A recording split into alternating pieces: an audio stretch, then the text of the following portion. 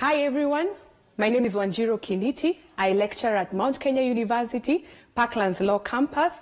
I would want to welcome you to Civil Procedure, that is B Law 2112. And in today's class, I will be taking you through civil appeals. So karibuni sana, I hope you have been keeping safe. So maybe before we get into the class itself, I would want us to do a slight, or for us to recap what we captured in the last class. And if you recall well, the topic that we handled in the last class when we were together, we were looking at the aspect of execution. Remember, previously, we had looked at judgments. We addressed how judgments are written, what are the key requirements in judgments. And then after judgment has been delivered, we also looked at the aspect of execution. That was the last class. So we addressed ourselves to what execution are. We looked at the process. We understood who the judgment debtor is. We also looked at the decree holder. In essence, we looked at both parties and saw who can execute and who can be executed against. The other thing that we looked at in the last class was execution against movable and immovable property. And if you recall, we said that it would be very important for us to be able to distinguish between how that execution process is carried out, because they apply to two different concepts. Then we asked ourselves, what happens if a judgment debtor would want to stop that process where their property, for example, has been attached and they would want execution process has begun. We say that there is a remedy for such a JD or a judgment debtor, and that process is by way of staying of execution. We also looked at individuals who were not necessarily part of the process initially, but have a concern with their property that is being attached. We asked ourselves, do I have a remedy if I am such an individual? And we looked at the provisions for objection proceedings, and we realized that such a party has an opportunity to go to court as an independent party and apply for a stay of that property being executed, and that would be by way of objection proceedings. Then after that, once we have streamlined everything, then the sale process would then proceed without any objection. So for today, we'll be looking at the stage where a party is aggrieved. So a judgment has been given, the execution process may have already begun or is in the process of beginning. What do I do as a litigant if I am not satisfied with the judgment that I have been given? So that is what we'll be looking at today. And we'll be looking at that from the various perspectives. We'll start with first defining what an appeal is. And by definition, an appeal means that I am lodging a formal request. So keywords here would be that the party that is aggrieved is lodging a formal request to a court that is a higher court. And that my request would be that the court of that higher court reverses that decision that has been given by the lower court, or gives any other remedy that is available. Now, in this case of Wiscott versus Dauchi that I have quoted there, this case gave us a distinction between an appeal and a judicial review, an application for judicial review. Now, at this point, I want us to be able to distinguish between appeal, judicial review, and the judicial review process, which we'll be looking at a later stage. So when I want to appeal, I am demonstrating to the court that I am not satisfied with the decision of that particular court. When I appeal to a court of higher ranking. Now, you recall your hierarchy of courts. So if I am in a subordinate court, then the most appropriate court for me would be the High Court. If my matter has been heard in the High Court, then the court that I would be appealing to would be the Court of Appeal. So that is an appeal process. However, distinguishing that from the writ of review is that in a review application, I will go before the very same court that granted me that judgment, seeking for a review.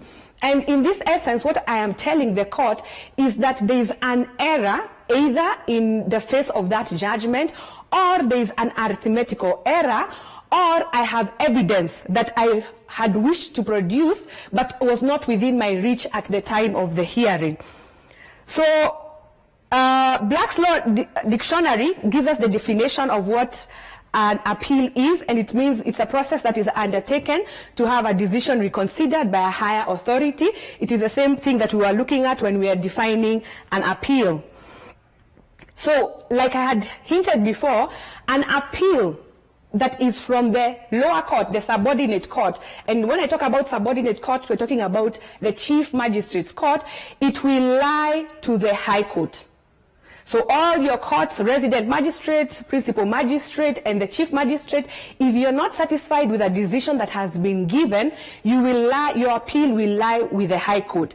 If I am from the Qadhi's court and I am not satisfied with the judgment, I will go to the Chief Qadhi, and the Chief Qadhi will sit with two other independent Qadhis or two other Qadhis that would be considered as assessors.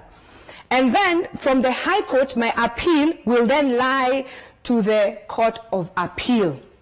So where my appeal is being heard by a court that consists of more than two judges, then that appeal would be determined by the opinion of the majority of the judges. So if I have filed my appeal and it's at the High Court, when you talk about judges, you already know we're talking about the High Court or the Court of Appeal. So if I have a matter presented at the High Court and I am not satisfied with the judgment that the court has given, then my remedy will lie with the Court of Appeal. So if the Court of Appeal has three judges, then if two judges agree on the decision, then they will hold the majority, and therefore the decision will lie with the majority of the judges. However, if it is consisting of two judges, and those two judges do not agree, then that matter can be heard by another court, but in this instance, that court must not have a number that is even. So if I've been heard before two judges, and they are of split opinion, then the court that would hear me next, in terms of determining that appeal, would be a court that is either consisted of three judges or of 5 judges. So what are the powers of an appellate court? I am not satisfied, I have gone to the court. What am I expecting this court to do for me? So one of the things that this appellate court has, and remember when we talk about appellate court, we're not talking about the Court of Appeal. We're talking about the court that has been constituted as an appeal court. It has powers. Number one, it can determine the case finally. So it can hear it and either allow your appeal or dismiss it. It can also remand the case, and I'm sure this is a term that you've encountered also elsewhere. And when we talk about remanding of cases, we mean that the case can be sent back to the trial court or the subordinate court. That appeal court also has the power to frame issues. So if there were many issues that were in dispute, the appeal court can sit and decide that issues number 1, 2, 3, 4 are the only issues that need to be heard again on appeal. It can also, in very rare circumstances, take additional evidence or require that evidence be taken. So if at the stage of appeal, as an aggrieved party, I have been able to satisfy the court that there was evidence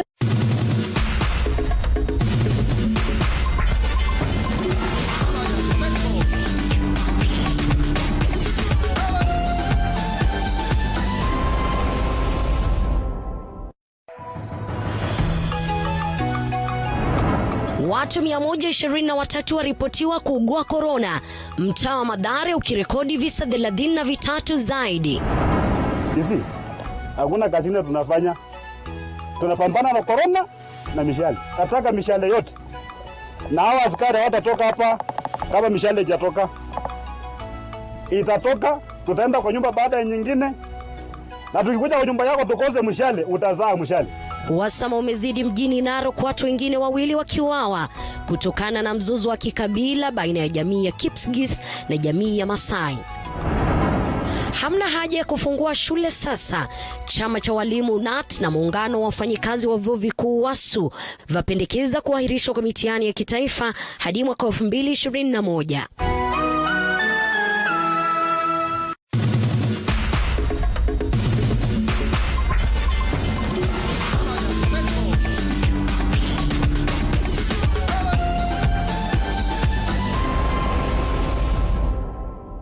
that the trial court did not take or chose not to look at, the court then can direct that evidence be had again, be taken afresh, sorry for that, or it can order for a new trial. So those are the general powers of that court that is sitting as an appeal court.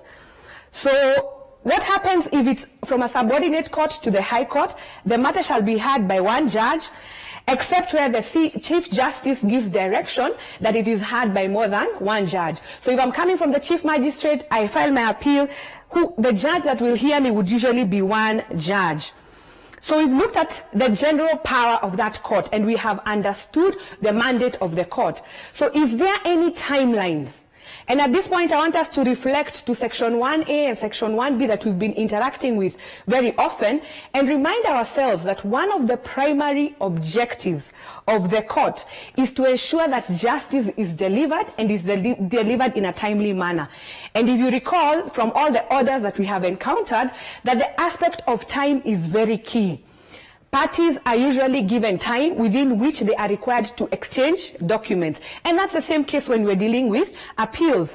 So in this appeal, if I am appealing from the Chief Magistrate's Court, or what we are referring to here as the subordinate court, I have a time limit of 30 days to ensure that I have prepared my memorandum of appeal. However, that rule provides that there is an exception. If I come to court as a litigant, an appellant, and I demonstrate to court that there was a reason as to why I was unable to comply with the 30-day period time limit, then the court has powers within itself, which I must point at this point, that these powers are discretionary powers. The court has powers to extend that particular time for filing the appeal. So it means, for example, and one of the reasons that you would find litigants bringing to court is they were probably not aware that the judgment has been delivered. In some instances, you would find courts giving judgment on notice, and maybe for one reason or the other, one of the party was not aware that a notice had been served on them. So you have parties who are not aware that judgment was delivered and time has been running. So those are the instances that the court would be able to consider and find whether or not there's a sufficient cause to extend that timeline. So it is important to keep that timeline within our understanding. A case that I would want us to refer to when we link that with the aspect of time is the case of Kuma versus Kiema. It's a 1988 case reported at the Kenya Law Reports, and the issue of time was brought before the court, and the litigant had not been able to comply with the set requirement. And I'll just want us to look at the reasoning of the judges, where we would read from the point where they talk about, but in order to set on a foot competent appeal, the appellant must have filed his appeal within the 30 days from the date of the order. So that is very important, that time is of essence. If you do not bring your appeal within that required time, then you stand to be out of time. Now, maybe a small pointer here is, why is time so important? You recall Section 1A and the fact that litigation must come to an end. So we do not want to keep a litigant in abeyance, not knowing whether or not the matter has been finally determined. The same reasoning is seen here, where the courts were emphasizing on when does that particular time start running. So now we've understood the court has general powers. I have a timeline with which I need to comply with. Then what next? How do I go about this? I'm not satisfied with the judgment that has been delivered to me. I want to file an appeal. How do I do? What is the practicality that is needed of that? So when I am filing from the subordinate courts, I will file to the High Court. And the first document that I indicate my intention of filing the appeal is a document known as the Memorandum of Appeal. And it is set out in a manner that is same or related to the aspect of filing pleadings. So what we are saying is that the Memorandum of Appeal is a pleading in itself. So let's pause there and remind ourselves of pleadings. If you recall, we encountered pleadings when we dealt with Order 2, and we had encountered the rules that would guide us as students, when we are drafting the pleadings, or as litigants, or as advocates, what guides us in drafting those pleadings.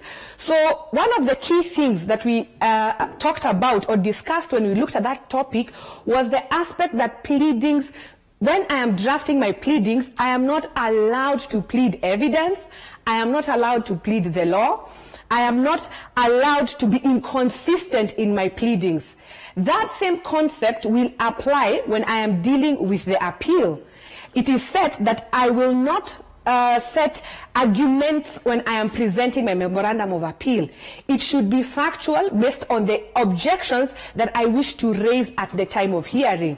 So avoid instances where I'm being argumentative or where the litigant is being argumentative or trying to bring out a narrative. So you just go out and set out, these are the grounds that I wish to object to when it comes to that filing of the memorandum. I will not, at the time of hearing, so this is now the actual hearing and before the judge, I will not as an appellant, or you shall not be allowed as an appellant to bring in any other objections except those that you have drafted in the memorandum. And that is why it is very important as a litigant or as an advocate or as a student tackling this particular topic to pay emphasis on your memorandum of appeal, because you want to draft it in such a way that you only relate yourself to the facts that you wish to bring out as objections. So it is important to take time and bring out those objections clearly. At the time of the hearing, the court will not consider any other ground except the grounds that have been captured in my memorandum of appeal. However, there is a proviso that we encounter here that the High Court in itself, as sitting as a court of appeal, it will not be limited only to the grounds that you have presented before it. It has the authority, it has the power to look outside the arguments that have been brought before it, and as long as the other party has had sufficient cause to present those arguments before the court. So again, emphasis has been made on you drafting, on you being keen on the memorandum of appeal that you are drafting. So I have prepared the memorandum of appeal. I have complied with the requirements as is provided to in order to. I have not been argumentative. I have not given out a narrative. I have not gone out of the scope that is provided for pleadings. So what do I do next as a litigant, or what do I do next as a lawyer or as an advocate? So the next process, once you have prepared the documents, again, to remind ourselves, we must comply with Order 2. So we've talked about a document that has been properly drafted and has been signed and dated, and indicating who has drafted that particular document. I will present myself to the register. There is a register, that I would present the document to, and there is a register that contains all appeals. Now that register is referred to as the Register of Appeals, and it is kept in every registry at which appeals are filed. And this is the same kind of registry we had encountered when we were talking about instituting the civil suit. We talked about the plaint in Order 4, we talked about the memorandum of appearance and the defenses in Order 6 and 7, and you recall that when we were talking about filing my plaint, where do I take my plaint, we talked about registries in the court that are civil in nature that would have a register that contains the number, the case number, the parties that are involved in the litigation, and the date of filing. So that is the same registry that we're talking about. However, in this context, this is a civil registry. So it will contain, in that register, it will contain the particulars of every appeal that has been filed, and all appeals shall be numbered in each year according to the order in which the appeals are filed. So consecutively, so if I file my case today, then it would indicate that I have filed it today, and subsequently anyone else who files the appeal after mine would then of course be indicated as having filed the appeal after I have filed. So having come this far, my appeal has been filed in court, it has been accepted. I have complied with the provisions of the rules that would regulate how I file the appeal. I have gone to the registry, my document has been accessed, it has been accepted in the registry. Now how do I proceed now to the actual hearing? as a litigant. So we're looking at the directions before the main hearing. And this is very important for us to note that on a period which has been provided for that is not less than 21 days, after I have served the memorandum of appeal, I will cause as an appellant to have the matter listed before a judge in chambers for what we call directions. So I am the appellant, I am the one who has been aggrieved by the decision of the court. I have prepared my documents, I have filed them, they have been accepted at the registry. I am now coming to the point of I want to be heard before the court. What do? I will ensure that I have listed my matter before the judge, and the judge's scope or the judge's scope for that particular hearing is giving directions on how the appeal will be heard. One of the critical issues that will be dwelt into at that point is the issue of jurisdiction. If there is an objection as to the jurisdiction of that appellate court, it will be dealt with at the stage of directions. Now, remember the first class we interacted with each other. We talked about jurisdiction. And I'm sure you remember how much emphasis I have asked you to pay on the question of jurisdiction. Remember, we also said that jurisdiction is everything. And without it, a court should not entertain any matter at all. In fact, I remember giving you a decision where I said that that particular court has to down its tool. Immediately, it is aware or it is made aware that it is not seized of jurisdiction. And that is why it would be one of the first things at the stage of directions that the court would be dealing with. So then, once we have rested on the case of jurisdiction, we have established my court is properly seized of the matter, what will the judge do? There are items that he needs to ensure are in that particular file that has been placed before him. That is the memorandum of appeal.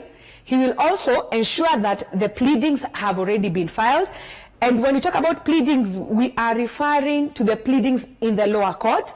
And then he would also ensure that there are notes that or any transcription that was made at the subordinate court has also been presented before him. So he's looking at his file to ensure that all these documents have been properly filed. And then any affidavit, any map, or any other evidence that was presented to this particular court, that is the subordinate court, must be placed before the court. The reason why we're doing that is to ensure that at the time of trial, remember again section 1A, section 1B, at the time of trial, we are fully prepared for hearing so that we are not wasting any judicial time. So that at the time of hearing, we're not coming to say that the court file unfortunately does not have the pleadings or something or the other is missing from the file. So that is why we are having these directions. It is also at that stage of directions that the court will determine how many days of hearing or of oral submissions that the parties would need. So for example, if it is a lengthy appeal, the court will do what we refer to as time management at that point. So it will allocate a day for hearing. It will also allocate the time that is needed if it is likely that the appeal would be projecting a longer time. So now we have taken the directions, we have satisfied the court that we are ready to be heard, and we are raring to go. What happens next?